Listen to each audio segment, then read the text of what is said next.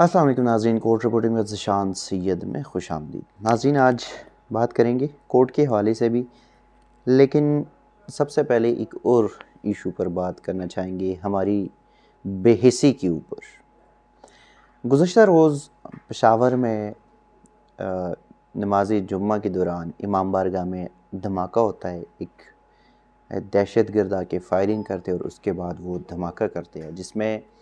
50 سے زائد افراد جو ہے وہ شہید ہوتے ہیں اور 100 کے قریب جو ہے افراد وہ زخمی ہوتے ہیں۔ پہلے سوشل میڈیا پہ ایک ٹرینڈ چل رہا ہوتا ہے کہ حکومت کے خلاف جو ہے وہ جب بھی کوئی پلان بنتا ہے تو دھماکے ہوتے ہیں۔ پھر اس کے بعد پاکستان پیپلز پارٹی کے چیئرمین آصف علی زرداری کے بیٹی اصفہ زرداری جو ہے وہ لانگ مارچ میں کنٹینر کے اوپر اس کے ساتھ جو ٹی وی کا ڈرون کیمرہ ہوتا ہے وہ لگ جاتا ہے۔ پورا جو پاکستانی میڈیا ہے یا سوشل میڈیا ہے، جو ہمارے سو کالڈ انٹلیکچوئلز ہیں، صحافی ہے، فلاسفرز ہے، تجزیہ کار ہے، پشاور حملے اور پورا پشاور جو ہے وہ ایک سوگ میں ہے، اس کو بالکل سائیڈ لائن کر کے اور مین اسٹریم میڈیا اور سوشل میڈیا پہ پھر آصفہ بی بی کے حوالے سے خبریں چل رہی ہوئی تھی کہ اس کے اوپر ڈرون حملہ کیا گیا۔ پہلی بات تو یہ ہے کہ یہ ڈرون حملہ ہم اس کو کہہ ہی نہیں سکتے، ٹی وی کا کیمرہ ہے، ڈرون کیمرہ ہے، وہ جاتے جاتے لگ گیا اس کو۔ دوسری بات، اس کے بعد شام کے وقت جو ہے تھوڑا سا آسٹریلین جو کرکٹر ہے لیجنڈ شین وارن، اس کو ہارٹ اٹیک ہوتا ہے اور پھر اس پہ پورا مین اسٹریم میڈیا اور سوشل میڈیا لگ جاتا ہے۔ آصفہ کو ڈرون کیمرہ لگا، خبر ہم نے بنائی، ڈرون حملہ ہوا، شنوان کو ہارٹ اٹیک ہوا، تو ہم نے پورے کرکٹ کے بلیٹنز جو ہے وہ ایکسپرٹس بٹھائے اور بلیٹنز شروع کر دیے۔ پشاور کے اتنے بڑے ثانیہ کو ہم نے سائیڈ لائن کر دیا۔ پھر بدقسمتی یہ ہے اس ملک میں کہ پشاور کا ثانیہ ہوتا ہے تو ہم مسلکوں میں، فرقہ واریت میں جو ہے وہ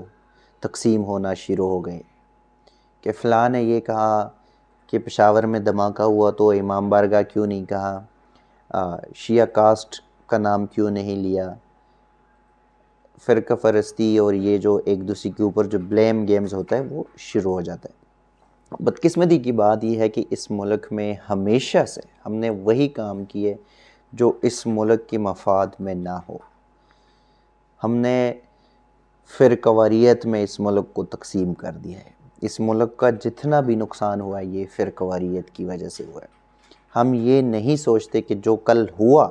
جو پشاور کا دھماکہ تھا، وہ اہل تشیع برادری کے اوپر نہیں، وہ پاکستان کے اوپر ہوا۔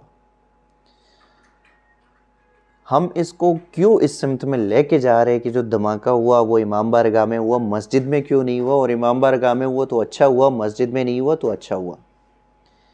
یہ ہم نے ایک سوچ اپنا جو ہے وہ ڈیولپ کر لی ہے۔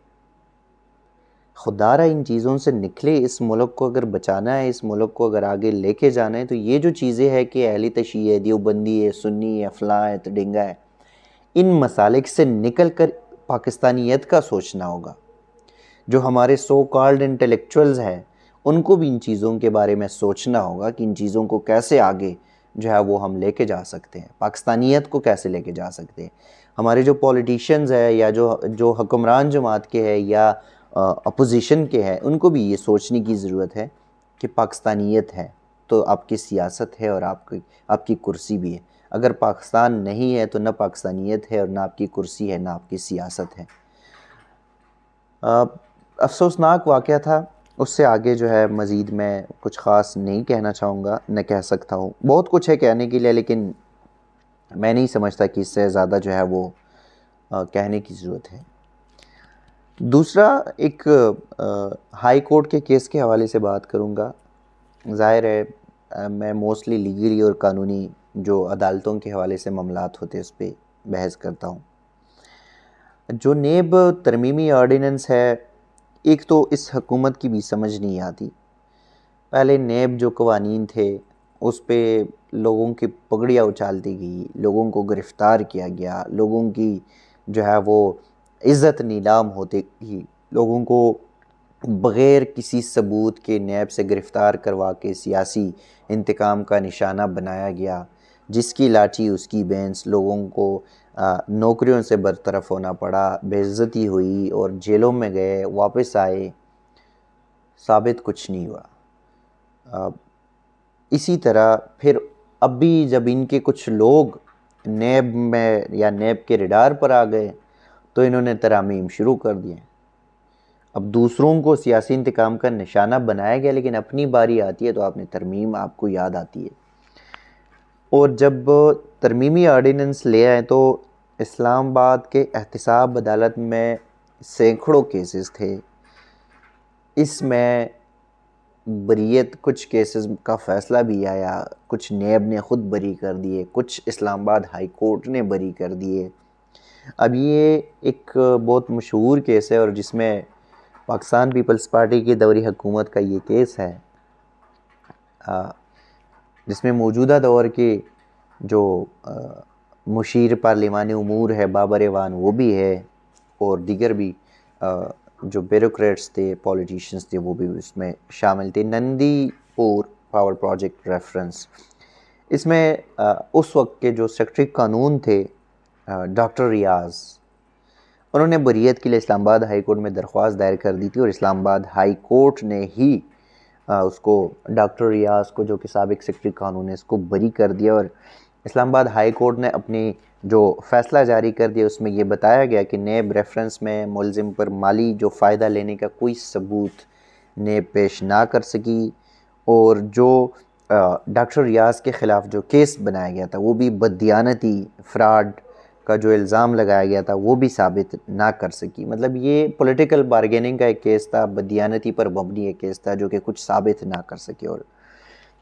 جو مزید اس کیس میں اگر ڈاکٹر ریاض کے خلاف جو سابق سیکرٹری قانون ہے اس کے خلاف کیس کرنا ہے تو وہ بھی ایک قسم کا یہ کہہ سکتے ہیں کہ بے سود ہے۔ اور اس کیس میں جو پہلے سے کچھ ملزمان تھے وہ بھی بری ہو چکے، اور جس میں جو نیب کورٹ نے سب سے پہلے بری کیا تھا اس کیس میں تو وہ بابر ایوان کو بری کیا تھا، اور اب آہستہ آہستہ اس میں جو بڑے اور اہم ملزمان ہیں اس کو بھی بری کیا جا رہا ہے۔ تو چیف جسٹس اطہر من اللہ کی سربراہی میں یہ کیس ہو، اور ان میں سابق جو وزیر قانون تھے ان کو بری کر دیا گیا۔ نیب آرڈیننس کے بعد بہت سارے ایسے کیسز، بلکہ ایک اور جو کیس میں یہاں پہ سابق ریٹائرڈ بریگیڈیئر منیر جس کو گرفتار کیا گیا تھا اور انہوں نے پھر خودکشی کی تھی، کچھ دن پہلے اسلام آباد کے نیب کورٹ نے ان کو ہی اسی کیس میں پورا کیس ہی خارج کر دیا۔ تو سیاسی انتقام کے لیے بنایا گیا نیب کا ادارہ جو ہے وہ تو چلتا ہے، لیکن عدالتوں میں کہیں نہ کہیں انصاف جو ہے وہ ملتی ہے۔ ناظرین اب تک کے لیے اتنا ہی، مزید آپ کے ساتھ پروگرامات شیئر کرتے رہیں گے، تب تک کے لیے دیجیے گا اجازت، اللہ حافظ۔